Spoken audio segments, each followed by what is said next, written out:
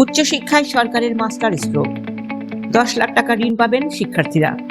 প্রধানমন্ত্রী তারেক রহমানের ঘোষণা।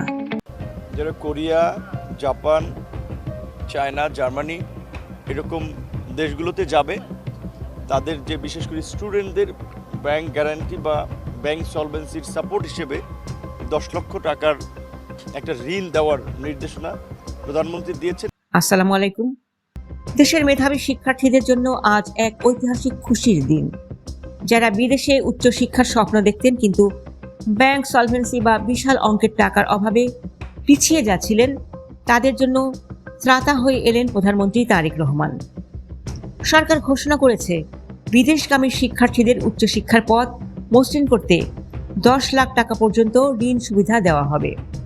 আজ মঙ্গলবার সচিবালয়ে প্রবাসী কল্যাণ ও বৈদেশিক কর্মসংস্থান প্রতিমন্ত্রী মোহাম্মদ নুরুল হক নূর এই যুগান্তকারী সিদ্ধান্তের কথা জানিয়েছেন। জাপান, দক্ষিণ কোরিয়া, জার্মানি কিংবা চীনের মতো দেশে পড়তে যাওয়া এখন আর কোনো স্বপ্ন নয়, বরং হাতের মুঠোয়। আজকের এই বিশেষ প্রতিবেদনে আমরা জানাবো কিভাবে এই ঋণ পাবেন, কারা পাবেন এবং মধ্যপ্রাচ্য যুদ্ধ পরিস্থিতিতে বাংলাদেশের শ্রম বাজার নিয়ে সরকারের বিশাল পরিকল্পনা কি। ভিডিওটি শেষ পর্যন্ত দেখুন, কারণ এটি আপনার বা আপনার পরিবারের কারো জীবন বদলে দিতে পারে। বিদেশে পড়তে যাওয়ার ক্ষেত্রে সবচাইতে বড় বাধা ছিল ব্যাংক গ্যারান্টি বা সলভেন্সি সার্টিফিকেট। অনেক সময় মেধাবী শিক্ষার্থীরা কেবল টাকার অভাবে জাপানি বা জার্মান ভিসা পেতেন না। প্রতিমন্ত্রী নুরুল হক নূর জানিয়েছেন, প্রধানমন্ত্রী তারেক রহমানের নির্দেশনায় এই ঋণের ব্যবস্থা করেছে বিশেষায়িত প্রবাসী কল্যাণ ব্যাংক। এই ঋণের পরিমাণ হবে 10 লাখ টাকা পর্যন্ত। প্রতিমন্ত্রী স্পষ্ট করেছেন, এই টাকা সরাসরি হাতে নগদ দেওয়া হবে না, বরং এটি ব্যাংক সলভেন্সি বা আর্থিক সক্ষমতার প্রমাণ হিসেবে কাজ করবে এবং টিউশন ফি বা অন্যান্য প্রয়োজনীয় পেমেন্টের ক্ষেত্রে সরাসরি সাপোর্ট হিসেবে কাজ করবে। এর ফলে শিক্ষার্থীদের এখন আর চড়া সুদে বাইরে থেকে টাকা ধার করে সলভেন্সি দেখাতে হবে না। সরকারের এই একটি সিদ্ধান্তেই উচ্চশিক্ষার দুয়ার খুলে যাচ্ছে লাখো শিক্ষার্থীর সামনে। কেবল শিক্ষা নয়, সাধারণ কর্মীদের জন্যও সুসংবাদ নিয়ে এসেছে সরকার। প্রতিমন্ত্রী জানিয়েছেন, আগামী 180 দিনের মধ্যে অভিবাসন ব্যয় সুনির্দিষ্ট করে দেওয়া হবে। এতে করে আর কোনো সিন্ডিকেট কর্মীদের থেকে অতিরিক্ত টাকা হাতিয়ে নিতে পারবে না। মালয়েশিয়া ও ভিয়েতনামের শ্রমবাজার দ্রুত চালুর বিষয়ে সরকারি পর্যায়ে জোর আলোচনা চলছে।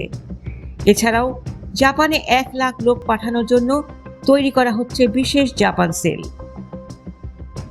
এমনকি ইউরোপের যেসব দেশের ভিসার জন্য আগে ভারতে যেতে হতো, প্রধানমন্ত্রী নির্দেশ দিয়েছেন সেই কনসুলার সেবা যেন ঢাকা থেকেই নিশ্চিত করা হয়।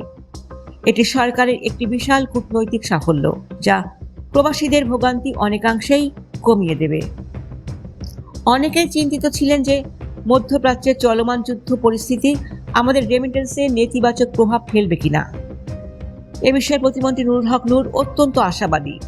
তিনি জানিয়েছেন, সাময়িক কিছু সমস্যা হলেও যুদ্ধের পর যখন ওই অঞ্চলের পুনর্গঠন কাজ শুরু হবে, তখন বাংলাদেশের বিপুল সংখ্যক জনশক্তির চাহিদা তৈরি হবে।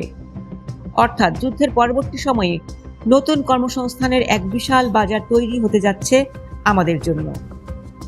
দক্ষিণ কোরিয়া প্রবাসীদের ফ্লাইট জটিলতা নিয়েও প্রধানমন্ত্রী তাৎক্ষণিক নির্দেশনা দিয়েছেন, যাতে প্রবাসীদের যাতায়াত নির্বিঘ্ন হয়।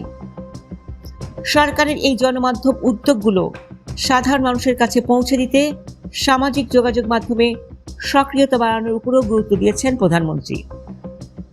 দর্শক, প্রধানমন্ত্রীর এই 10 লাখ টাকার শিক্ষা ঋণ সুবিধা কি আমাদের উচ্চশিক্ষার চিত্র বদলে দেবে? শ্রম বাজারের সিন্ডিকেট মুক্ত করতে সরকারের এই 180 দিনের পরিকল্পনা কতটা সফল হবে বলে আপনি মনে করেন? আপনার মতামত আমাদের কমেন্টে জানান। ভিডিওটি ভালো লাগলে এবং এই সুখবরটি সবার কাছে পৌঁছে দিয়ে শেয়ার করুন। উচ্চশিক্ষা এবং প্রবাসীদের সব খবরাখবর সবার আগে পেতে আমাদের চ্যানেলটি এখনই সাবস্ক্রাইব করে পাশে থাকুন। ধন্যবাদ।